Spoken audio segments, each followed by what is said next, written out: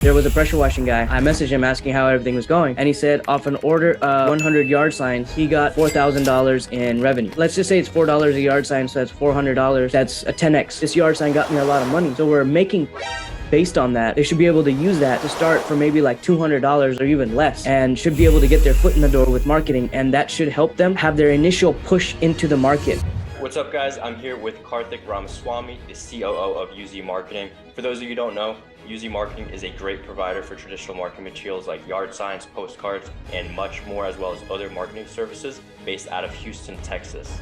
So what's up, Karthik? Hey, how's it going, Michael Pisco? It's very good to be here. I'm glad you invited me on here. I'm excited to see what we got for your viewers today. Of course, man. First thing I'd love to dive into would be your story and how you became the COO of UZ Marketing. Yeah, just a brief overview. UZ Marketing was founded about a decade ago in its first iteration. I was the first employee over there back when we were doing a lot of other things, not just print marketing. We were doing a lot of digital marketing.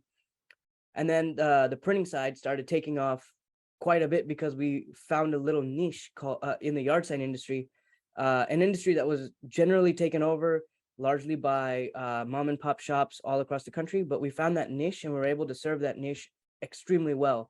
So we branched full throttle into that. And that's how we got to the second iteration of UZ Marketing. And I guess because I was loyal and provided a lot of value, I grew with the company. I was the first employee, so I guess I'd be the first in line to be considered for that anyway. So just that plus all the analytical and data mindset of efficiency, optimization, all that stuff, just channel that in. That's how I became the COO. That's awesome. Yeah, I was watching the video you put out recently about the history of UZ, and I found it super interesting that you guys basically you resold yard signs, but you're kind of like the middleman. And then because of the competition that created, you lost your supplier and you had all these orders that you had to fulfill. So you guys kind of just sidestepped, started making yard signs yourself. And clearly that was a great decision because UZ took off afterwards. Yeah, absolutely. It was a lucky break, a lucky blessing in disguise, really, because we were scrambling at that moment. Like, oh man, we have like X amount of orders to fulfill. How are we going to do it? So start making it ourselves. Awesome. So something I find very interesting at this point, obviously you guys have a bunch of different departments, not just traditional, but traditional in pressure washing, at least I know is a huge with UZ Marketing. So I was curious how you think with, society and everything changing, the world around us becoming more digital, how do you think that'll kind of affect the traditional marketing side of things in pressure washing? Very interesting question, because I'm seeing it from a bird's eye perspective. And I'm observing everything that's going on with the Meta advertisement, the Google advertisement, and all these other digital ads. Like Hulu's now offering paid ads. You can post up a pressure washing commercial on there. I think the buy-in is $500, and you can target it extremely well, surprisingly well. You can even target to homeowners. But then all these like AI algorithms, they keep advancing, but where does that leave traditional marketing? It's a very good question in this day and age, because it's still around. And there's a reason that the first piece of marketing that any business owner buys is a business card. It's the cheapest entry point into advertisement, hands down. Like $30-$40, you can get 1,000 business cards and you got your name and your logo right there. And I don't see that going anywhere, not anytime soon, at least for the next 10 to 15 years. We're actually playing around with our own digital business cards. So when we go and meet people who are our prospective clients, we send them a digital business card. We get their phone number. We send them a text message so that they have our contact information. So we're playing around with that. We're trying new forms of business card, but it still seems the actual physical business card is pretty popular. As far as return on investment, business cards is like the least return on investment. The most return on investment you're going to find is mailers and yard signs. Now, when you compare the data, what the cost per acquisition, and I know you're a marketing guy, so you kind of understand this lingo. Yep. I hope your viewers can follow along if I'm not getting too technical and jargon, but basically the cost per acquisition of a yard sign, let's say you buy 100 yard signs at like $4 each. Well, the number of impressions that you get from a yard sign is extremely high, because if it's up for 3 days and it's in a well-placed position, then you're seeing, the eyes are seeing it like every few seconds, and they're getting a good glimpse of it. And since it's only like pressure washing, house washing, roof washing, so just like 2 to 3 lines, and then a phone number, keep it short and simple. They're getting 100% of the message. And if they're interested, snap a picture, or if it's easy to remember phone number or something, most likely they'll snap a picture. If it applies, then they'll take a picture. So I would estimate that the impression count per yard sign per day is at least 150 to 200. And out of those 150 to 200, if you extrapolate that 3 days, which is a approximate lifespan of a single yard sign, depending on the placement, then you're looking at about 500 impressions. So, and that's just off a single yard sign. If you extrapolate that by 100 yard signs times 500, then you're starting to get into a lot of impressions. And especially if it's in an area that, let's say you go and wash a house in a neighborhood that has very dirty driveways, then almost every single person in that neighborhood is going to be your target audience. And especially when you start doing 1 to 2 of those houses and everybody's got the Jones syndrome, they're looking over, man, their driveway looks really good, their house looks really good, their roof looks really good. Well, then you just got a really nice spot for a yard sign, which is, you could do something similar with digital marketing, but you won't be able to have that understanding of the actual neighborhood that you could with the physical placement of it. That's just a quick example. Yeah, absolutely. I mean, traditional marketing, in my opinion, I don't think will ever go anywhere. Not for any time soon, at least. But I'm curious how you think digital will now come into play with all the new platforms coming out, the new forms of advertising. Right now, there's a bit of a barrier to entry. So if you don't have the experience and knowledge in marketing, then you're not going to get amazing results. But do you think it's going to become something where basically anyone can do it like easily? I'm sure you're probably pretty well versed in AI and how things are going there. So I guess what are your thoughts in that? Yeah, so it's a double-edged sword actually, because I'm watching Meta consistently improve their algorithm and consistently make changes, but I also see it deteriorating a lot significantly, because there are certain, I go on pressure washing groups all the time and I see these guys complaining how they get absolutely no return on their Facebook ads. Like, genuinely out of curiosity, I hit these guys up. I'm like, hey, do you mind showing me your ad? I'm just curious. I'm not trying to sell you anything. I just want to see what you're doing. Maybe I can offer some suggestions and stuff. And I compare that with some of the other successful ads I've seen, and they're almost like one for one identical in that, like, they target the right people, they got the right message, but it works for this guy and doesn't work for this guy. So I'm curious, like, well, what is impacting that? Is it the target, the audience themselves? Is it like maybe the small town works better than this big city? Is there a competition? Like, those are some things that you're not able to see on those platforms that do impact the results. So and I say it's a double-edged sword, because, like, while it does work for one person, that same exact strategy will not work for the next person. So unless you're like you said, super well versed in digital marketing and know exactly how to target, then you may not get the results that you want. Even though the cost to entry is extremely low with Meta advertising, even Google advertising, you're paying for the click. Same with Facebook ads, Instagram ads, you're paying per click. Sometimes you might have a really good ad. The visitor clicks on your ad and they're like, okay, maybe this is cool, but maybe they're just not in the market to buy. So that comes down to learning as a person operating the ads platform to understand your own customer database, your own customer journey, and understanding that the people who are clicking on your ad are not ready to buy now. So that means you may need to serve them retargeting ads consistently and keep coming up in their face. And that small barrier to entry starts becoming a little bit more and more pronounced. So there's ads like on TikTok, which I also is a $500 buy-in. I think it's a pretty big buy-in, honestly. And you only get one video for $500. You have to put that one video and you spend $500 on that. Same with Hulu. With Hulu, you have to have a higher like production quality. So you may not even be able to film it yourself. You may have to outsource that. So the actual cost would be $2,500 to $3,000 for a single video ad. I guess it would really just depend wholly on the marketing ability of the person making it. And with that being said, there are plenty of service providers out there who are very well capable of doing such a task.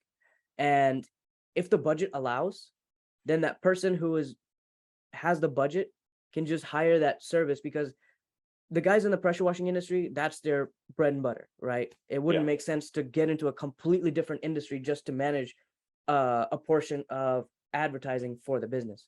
So in that case, it may be better to just hire a professional to do it, because that's what they are doing for a living. Yeah, and it's different for everybody. Once you reach a certain point where you can afford it, you can budget for it. The most successful people in the world aren't doing every part of their business. They're just hiring the right people and delegating it. Right. But obviously in the beginning, when you do need to, run your own advertising, I will say boots on the ground, yard signs, business cards, the cheapest options, the cheapest buy-ins is your best option. As you bring in more customers, get more revenue, then reinvest that into paid advertising, other sources of advertising. In regards to retargeting people through marketing. So that's a big thing that people don't realize is that you're running Facebook ads, you might not close them right away. They might not even submit their information. They might not even interact at all right away. But if they continue seeing your content, then eventually they might be ready to move forward. Like someone might have just got their house cleaned a few months ago. They're not too happy, but they're not going to invest again a few months later. But you keep remarketing to them, in a few months, they might move forward, or a year. So through SMS, email marketing, get them into your ecosystem. So they see your Facebook ads, Google, they see you everywhere. Eventually, when they do need the service, they'll be thinking of you. And something else that I really like to throw into the ecosystem is that yard signs, that traditional marketing. Like if they're seeing you when they walk out of their door, they're seeing you when they go on their phone, they're seeing you everywhere. You're going to be the person they move forward with, not, Joe Schmo that's trying to sell them a $99, house wash. Absolutely. I really like how you broke down the type of numbers you would expect when it comes to like impressions and everything with the yard signs. That's really not something I've ever really quite thought about, but it makes a lot of sense. I always say yard signs is one of the best investment options because you can get in at relatively low, I guess, subjectively low cost, but the ROI is always amazing. As long as you at least, put some effort into the placement and thought process behind it. But I'm curious, I don't know how close your relationships are with some clients, like maybe some larger clients you might know. Do you have any case studies where, they just straight up traditional marketing used yard signs or EDDM? Do you know what kind of like insane results you might have gotten from a campaign like that? Yeah, absolutely. I try to keep in touch as much as possible, and reach out to as many people as possible. So I honestly can't remember his name, forgive me. And I don't remember where he's from, but there was a pressure washing guy. I messaged him asking how everything was going, and he said off an order of 100 yard signs, he got $4,000 in revenue. So I think that was, let's just say it's $4 a yard sign, so that's $400. That's a 10x. Is that 10x? Yeah, it's 10x. Yeah. So it's pretty good numbers, especially if you break it down. And that's not like too crazy or anything, but it's like something it is on the high end. I'm sure there's going to be experiences and case studies where that's not going to be the case. So I don't want to sit here and promise that $400 will turn into $4,000. It's very variable, and it also depends on the type of yard sign as well. Like the roof washing or the house washing with the phone number is going to be the best bet, hands down, the most profitable as far as the dollar per revenue ratio is concerned. But from a branding perspective, there's also an immeasurable value that you can get out of that too. Like you mentioned, they see your pressure washing name on a driveway that you had just done. Like that branding power is not quantifiable unless you're able to stretch your time frame from 1 month, 2 months to maybe 1 year to even 2 years. If you're able to stretch your mindset and your dollars to that level of time frame, then the branding becomes insanely more valuable because you're building your image over time and it's compounding on itself over time. Whereas the roof washing, 832-598-7226, nobody knows who you are. They just know that you do roof washing and there's a phone number there. And if you're interested, call them. So it's also dependent on the actual what's on the yard sign. So there's that to consider as well. Yeah, of course. And another thing you can do is kind of try to play a mixture of both where, just the phone number, just the house washer, whatever, the basic text will get them through the door. And then from there, you just do everything you can to remarket to them with the text, the emails, get them seeing your Facebook ads, things like that. But then simultaneously, you can be pushing out the more so brand awareness. So then maybe I've actually never done this, but now that you're mentioning it, it seems like it would be a great idea to run one more so for the brand awareness and long-term play, but then also the short-term gains through, just straight up advertising the service itself. So I'm sure that would be a great play for someone to still be able to make an ROI, maybe not as large because those other yard signs are more so the long-term play, but still make money while investing in the long-term success of their business. Yeah, it's a really important aspect of it. If someone just started out their pressure washing business, they may not have a year. Like they're operating like within days, like they need their next job so that they can feed their family. So in that circumstance, definitely the service and the phone number is very valuable in that moment. So it's also dependent on the person actually doing the marketing what's valuable to the business at that moment. For sure. Another question I did want to ask, but I can almost guarantee I know what your answer would be if someone's just getting started, they don't know too much about marketing, they don't have that large of a budget, but of course they need to advertise their business. Like they did the door knocking, friends and family things, but they want to invest in the marketing. Where should their money go? Yeah, I would say yard signs for the value. That's probably what you were going to guess, right? Yeah, of course. Yeah, it's just from a dollar invested to the revenue gained, it's just absolute maximum right there. And if we're talking traditional marketing only, and we're talking about like almost, I don't want to say guaranteed results, but like the most likely to provide results and the most likely to provide jobs in the next couple of days, it would definitely be yard signs. And I would dare say it beats out digital marketing in that regard, because the digital marketing typically might have a 2 week to 3 week, maybe even a month and a half, 45 days delay before actually seeing the fruits of the labor of those clicks, those people talking to themselves in their head, like, am I wanting to buy this? Maybe, because we're advertising to people who may not be in the market for it. Whereas anybody who calls a yard sign, they're likely to become a customer. If you have the skill to sell them, at least get out to their property, there's no reason why you may not be able to sell them. Of course, there's going to be various objections, and not everybody who starts a pressure washing business is an excellent salesperson. So that skill will also be acquired over time. But just knowing that a person even called that number is enough of a motivational factor on the customer or prospect side that they're probably ready to buy. That's a buying signal when they call that number. So when they click that link, you don't have access to that person. They may have shown that buying signal, but how do you convert them into a customer? How do you, like, there's a few more a little bit more difficult steps to go through, whereas it is possible, it is doable.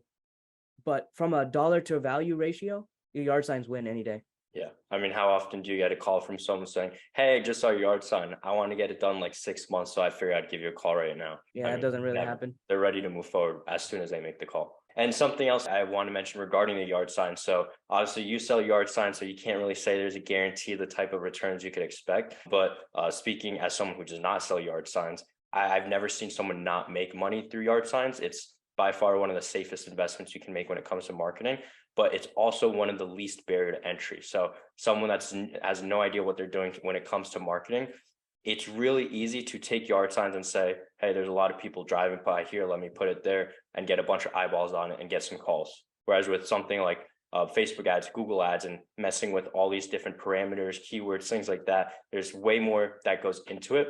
So it's very easy to throw money at that and nothing sticks and you lose all your money. With yard signs, I don't think, it's doable for everybody. It's attainable for everybody. Mm-hmm. Yeah, it's extremely easy to enter the market, even physically speaking, because you're already out on the road. If somebody's driving, knocking on doors, they're already in the area that they're trying to hit. Yeah. So putting a yard sign there is an extra 5 seconds and like half a calorie of energy stepping it into the ground. So from an energy and time perspective, it's absolutely nothing extra, except for just what it takes to place the order. We even have 25, 50 yard signs to make it even lower. So the person who doesn't have that much funds should be able to access it. And even further than that, like I and our graphic designers spend a lot of time in the pressure washing groups. We're constantly looking and analyzing to see the images that people post. Hey, I posted this yard sign, see how many comments it gets, see what the person who posted it is saying. This yard sign got me a lot of money. So we're making templates based on that. And we're starting to learn that full color yard signs tend to work very well, but full color yard signs are also the most expensive. So without getting too technical, when we reduce the number of colors on it, it gets cheaper. So we were able to find a way to provide the effect of having that full color yard sign with only one color by using a technical dot pattern, basically. I don't want to get too technical into that because it's just going to be confusing. But based on the design that works for a lot of people, we condensed it down to the cheapest way possible through our graphic design and our production process, so we can make the barrier to entry even less. So hopefully that'll help the people starting off. They're like extremely just starting off, started yesterday with barely any funds. They just got their savings that they're using to start the business.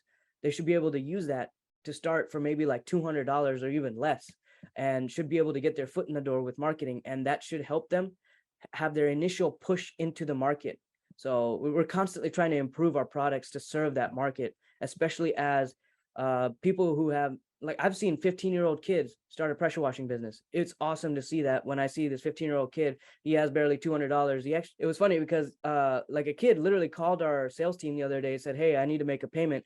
And you had to put a credit card down. And the kid was like, my parents won't let me use their card, so I have to get back to you. I think it's like, it's funny, but also it's like that hustle mentality. Like people like that are starting pressure washing businesses every single day with less and less and less funds. So that means we have to help these people who are starting these businesses offer to get into the market with less and less funds. So that's what we're constantly trying to do. Yeah, which of course is tough with, inflation. I'm sure your prices are going through the roof right now. But I actually did notice that recently, where not recently, I guess you've been doing it for a while, but you guys have the one color option, but you have that, I don't know if it's called gradient effect or Yeah. kind of like that change in color, which is the same color, but you just start throwing white in there. So it makes it look like it's shifting to a different color. And that definitely makes it more engaging and eye catching. So I'm not sure what the stats look like, that compared to like a multicolor print, but I'm sure in terms of ROI, because obviously the pricing is a little different, I'm sure that's probably getting the best ROI. Do you know if that's true, or are you not really I sure? do know it's true. And based on what I've seen anyway, and the reason we came up with those designs is because of the testing that we have done. We did some like beta testing with customers around here, Hmm. and we got some good responses from it. So, but yeah, that's exactly what I'm talking about. The gradient one. I think you also have made an order from like this somewhat recently. Hmm. And what I noticed, like the full color designs, usually if you put them in like the side of the road, it's too much. You got too much going on. And you're just going to confuse the audience. Usually those are the ones that have the picture of the logo, and the logo's taking up 30 to 40% of the yard sign. So you have another 40 to 50% of the yard sign for every other service that you do. And typically what's on those type of yard signs, every service that they do, gutter cleaning, pressure washing, house washing, roof cleaning, soft washing, all that stuff. So then you have like just a little bit of space for the phone number, and then people also like to put their website as well. So when you're driving past that and you get 3 seconds to look at it, you don't catch any of that. None Yeah. of that registers in the visitor's head, the viewer's head, because there's just too much going on. So when you take out all of that stuff and just have a gradient with the services pretty big and a phone number only, and we made these as templates. So the people buying these yard signs don't have to do any guesswork. Like we made these templates for this reason. So because they work. And just by using those templates and leveraging our expertise and all the time that we spent determining what works best, you can actually take advantage of this yourself and use those. So Yeah. I see it all the time where people get these like insane yard signs that are full with a bunch of different colors, the same logo, and takes up all the real estate and gives anyone who's looking at information overload. And you need to realize whoever's seeing the yard sign probably has 2 to 5 seconds where they're going to be seeing the yard sign. So if they're like checking out your logo, checking out, everything that's going on, they're not capturing your contact info. They're not getting their phone number. They probably won't even really know what the yard sign is meant for in the first place. So it's really like an ego play if you're going to be doing that. So obviously, like, you want to have this brand awareness, you want to get your name out there, but that I would refer to as like ego marketing, when doing something like that won't get you as good as result as phone number, service, and that's it. Maybe like website or something. But having that less information, which it doesn't look as good, it's not as pretty, but it gets much better results. If you're not doing that, then that's just ego marketing at that point. yeah, especially if it's placed on the side of the road. Whereas if you put it in front of a customer's house that you just washed, then you might be able to get away with something like that. Of course, still less is more. You're still Yeah. wanting to have your logo maybe 25% maximum, and then you have a little bit of space for the services, and maybe just list 3 or 4 services, whatever fits in like one section, like 15% of it. And then the biggest aspect has to be the contact information. So even then, it's still really important, like how you design it. You can still do a full color sign and still brand your logo, because of course the brand is important. But once you get so much of the logo and start marketing your ego, then you're just losing everything. So it's like it's a waste of money at that point. Yeah, exactly. Aside from the stuff we already talked about, obviously, yard signs it's the way to go. That's the main form, or the best form of advertising for most people in the beginning stages. But is there any advice or tips you would have for someone trying to get into traditional marketing aside from, the stuff we already mentioned? Yeah, absolutely. So mailers is very popular in the pressure washing industry. And mailers also is pretty expensive. And it's not a one-time thing either. From many of the people that I talk to in the industry, you have to hit the same locations 3 times before you see a result. But then once you do start seeing the results, they start coming in droves. So it's one of those like long play type things where if you have like 6 months and a little bit of capital to invest into it, and you have like 6 months, you do 3 iterations of mailers to the same area, and that's when you start seeing results. So if anybody tries mailers once and doesn't get any response from it, don't give up. And especially if you give up, you just wasted that first trial. So it usually takes up to 2 to 3 times. There's other traditional marketing as well. Door hangers, for instance.